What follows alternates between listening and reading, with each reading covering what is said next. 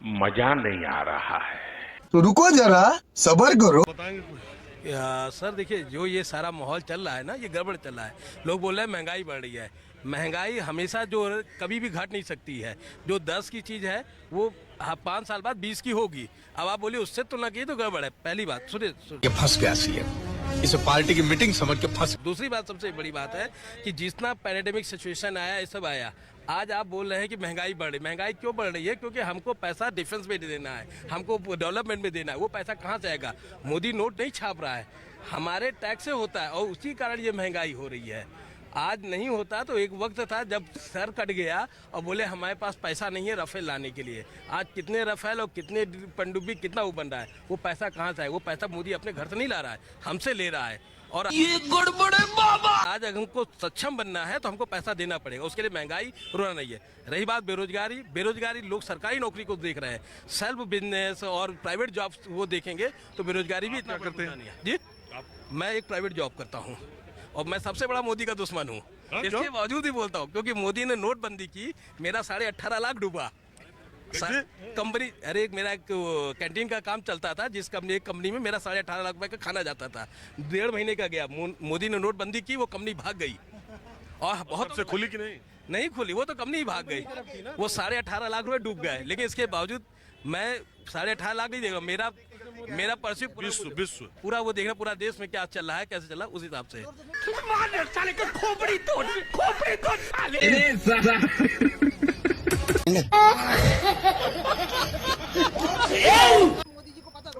नहीं तो मैं कहता हूँ मुझे दुश्मन होना चाहिए ना। मोदी ने नोटबंदी की, जिस कारण कंपनी बंद हो गई। मैं फिर भी, क्योंकि वो मेरा व्यक्तिगत लॉस हुआ, लेकिन आज वो जो भी कर रहा है वो देश के लिए कर रहा है। आज जब देश के हमारे जो स्वतंत्रता सेनानी अगर वो प्रेजेंट समय की सुविधा देखते तो आज देश आजाद नहीं होता। उन्होंने तो गेम बचाना पड़ेगा। अच्छा, एक बात जो कहते हैं विपक्षी दल के लोग, जो बैठक बेंगलुरु में है, कि जो मोदी जी या बीजेपी के साथ जाता है वो तो ठीक हो जाता है, जो विपक्ष में रहता है उसको ईडी सीबीआई। अभी देखो अजीत पवार, प्रफुल्ल पटेल अब शरद पवार से भेंट करने के लिए जा रहे हैं। अभी जब एनसीपी के बारे में मोदी जी 70,000 करोड़ का घोटाला की बात कर रहे थे, दूसरे दिन ही तोड़ करके अपनी पार्टी। तो लोग ये कह रहे हैं जो उनके साथ जा रहा है वो तो ठीक हो जा रहा है, जो विपक्ष में रहे उसको तो रेड पड़े। तो ये बड़ा खतरा। मैं एक चीज बताता हूँ, यथा राजा तथा प्रथा, पहला शब्द। मोदी कुछ नहीं खाता। आप बात समझिए, मैं चोर हूँ। पहले अगर अजीत पवार, तो अगर उनको मालूम था तो उसको क्यों अपने साथ रखे? वो सब यही बात बोल रहे हैं। जब मेरे साथ है तो मैं चोर नहीं हूँ, जब मैं आपके साथ हूँ मैं आपका चोर नहीं, जब उधर था उधर चोर नहीं। ये एक पहली बात। लेकिन अब मोदी के साथ आने में क्या होता है कि उन्होंने पहले जो घपलेबाजी की, अब वो घपलेबाजी नहीं कर पा रहे हैं। इधर आके साफ हो जाएंगे। पुराना घपला तो अलग है, लेकिन नया घपला नहीं कर पाएंगे। अरे और जो पुराना किए वो भी साफ हो जाएगा। नहीं, वो साफ नहीं होगा, उसके चल रहा है। कभी कभी जानते सर, एक ये राजनीति है। कभी कभी बड़े लक्ष्य हासिल करने के लिए ना छोटे, जैसे आज वीर सावरकर को बोलते हैं कि उन्होंने माफीनामा क्यों दिया, क्योंकि उनको मालूम था अगर वो वहाँ जेल में बंद रहेंगे उनको मार दिया जाएगा, उनकी जरूरत बाहर निकलने की है। तो वो टैक्टिस अपनाई गई कि हम इसको पहले यहाँ से निकल के फिर जाके अच्छा काम कर पाएंगे। तो वो जो ब्रेन लगाया गया, जो दिमाग लगाया, कभी कभी चाल होती है कि हमेशा लड़ाई करके कभी पीछे हट के। ये मानते हैं ना कि राजनीति करने वाले सारे लोग एक ही तरह की चाल चलते हैं, जब जिसका पत्ता चल जाए। लेकिन मोस्टली क्या है कि आप वहां पे रहेंगे तो वहां करप्शन की खुली गंगा है, खुद लूटो और दूसरों को भी लूटो। यहाँ पे आता है लूटने लाटने नहीं देता है। और सब समझने लग गए सर, आज सारे समझने लग गए। मैं भी पहले इनकम टैक्स रिटर्न नहीं भरता था, अब मैं भी इनकम टैक्स रिटर्न भरने लग गया, सब कुछ करने लग गया। तो वो जैसे जैसे कैसे कैसे लोग रहते हैं यार यहाँ पर। ये सब क्या देखना पड़ रहा है।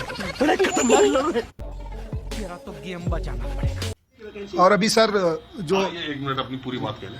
तो मेरा सिर्फ इतना ही है, यहाँ जितने बच्चे तैयारी करते हैं सबसे बड़ी प्रॉब्लम यही होती है कि समय पे परीक्षाएं हो, उनका जो है रिजल्ट भी समय पे हो। और सबसे बड़ी बात यह है कि जो मांग बच्चों द्वारा बार बार की जा रही है कि ओमार को सारे बच्चों की कार्बन कॉपी को उस पर दिया जाए, वेबसाइट पे दिया जाए, और जो परीक्षा का जो की आंसर की है वो आप 1 साल बाद भी नहीं दे रहे हैं।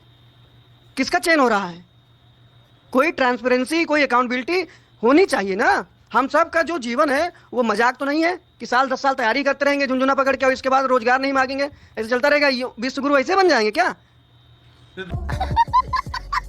तो लेने के देने पड़ गए। और अभी तो रुको, क्लाइमैक्स अभी बाकी है। ये ले लीजिए अपना, ये जो बोल रहे हैं आप इससे इत्तेफाक रखते हैं? आएंगे जो है मोदी जी ही आएंगे, क्योंकि बेशक कुछ कमियां हैं, बीजेपी में भी कुछ कमियां हैं, लेकिन सुधार हो जाएगा। अभी जो भी इंडिया का जो है ऑल ओवर वर्ल्ड तारीफ कर रहा है, बाहर के लीडर्स तारीफ कर रहे हैं। अभी हमारा पड़ोसी पाकिस्तान ने भी बोला कि इंडिया तरक्की कर रहा है। चंद्रयान जब लॉन्च हुआ, वहाँ पे भी लोग, हर जगह लोग इस चीज़ को मानते हैं कि हाँ इंडिया ग्रो कर रहा है। मुझे क्रेडिट नहीं चाहिए। कमियां हो सकती है, महंगाई भी मुद्दा है, बेरोजगारी भी मुद्दा है, नो डाउट, लेकिन उन मुद्दों से डील कर लेंगे, ये यकीन है। अगला टेन्योर तक वो कर लेंगे। इस टेन्योर में हो सकता है महंगाई से डील ना कर पाए, बेरोजगारी से डील ना कर पाए, कुछ चीज़ें तो रहेंगे ना। 9 साल में आप ये मानते हो कि बेरोजगारी से डील नहीं कर पाए? प्रॉपर तरीके से नहीं कर पाए, जिस तरीके से करना चाहिए उस तरीके से नहीं कर पाए हैं। अब जैसे बाहर की कंपनियां धीरे धीरे आ रही हैं, चाइना से हट करके आ रही हैं। कोरोना पीरियड आया तो 2-3 साल तो उसमें ही निकल गया, बट इस वाले में वो अच्छे से डील कर लेंगे, क्योंकि बाहर की कंपनियां यहाँ पे आएंगे, इन्वेस्टमेंट करेंगे, लोगों को रोजगार मिलेगा, तो धीरे धीरे हो रहा है ग्रो।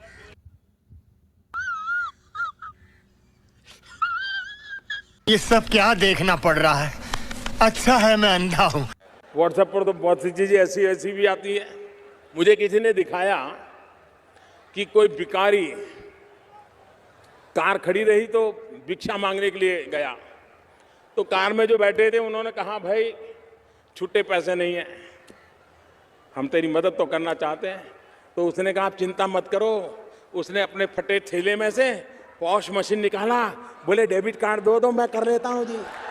तो मेरा आप लोग को आदाब, नमस्कार। मेरा नाम विजय है, आप लोग देख रहे हैं भगत लोल चैनल की वीडियो। जैसे तो इन भाई साहब का कहना है कि जो है अपने भारत का, इंडिया का जो है वर्ल्ड में बहुत तारीफ़ हो रहा है, वो जो उसका जो है मोदी जी की वजह से। तो इनको ऐसा लगता है, तो किस चीज़ में जो है वर्ल्ड में तारीफ़ हो रहा है इंडिया का, ये भी तो इनको बताना चाहिए। किस चीज़ में, किस क्षेत्र में, किस वजह से, इनको ये चीज़ बताना चाहिए। अगर इनसे पूछा जाए तो इनको बिल्कुल जानकारी नहीं रहेगी। तो इनको ऐसा लगता है कि मोदी जी की वजह से हमारा बहुत तारीफ़ हो रहा है। पहले महंगाई अगर बढ़ती है तो बढ़ने दो, कोई बात नहीं है, देश हमारा आगे जा रहा है। इनके हिसाब से लगता है देश आगे जा रहा है, तो किस क्षेत्र में आगे जा रहा है, बात बहुत सोचने वाली है। आप लोग देखे थे इसी समय पे जो है तेल, अभी जो है युद्ध के टाइम पे तेल हमारे देश में नहीं मिल रहा था, ना गैस मिल रही थी। आप लोग देखे थे कितना जो है क्राइसिस जो है जनता झेली है। उस चीज़ को जो है सब लोग याद करेंगे, लंबी लंबी लाइन ला कर सिलेंडर लेने के लिए कैसे जनता जो है खड़ी होती थी, और जो है पेट्रोल डीजल के लिए मारामारी किस तरह से हो रही थी। तो क्या इसी तरह से जो है हमारा जो है वर्ल्ड में तारीफ़ हो रहा है इस चीज़ में। तो ऐसे ऐसे लोग हैं जो कि इनका राय रहता है, आप लोग देख रहे हैं। तो इन्हीं लोगों की वजह से जो है देश हमारा कहाँ जा रहा है आप लोग देख रहे हैं। और जो है जब तक जनता सवाल नहीं करेगी सरकार से, सत्ता में बैठे लोगों से, तब तक विकास कहाँ होने वाला है।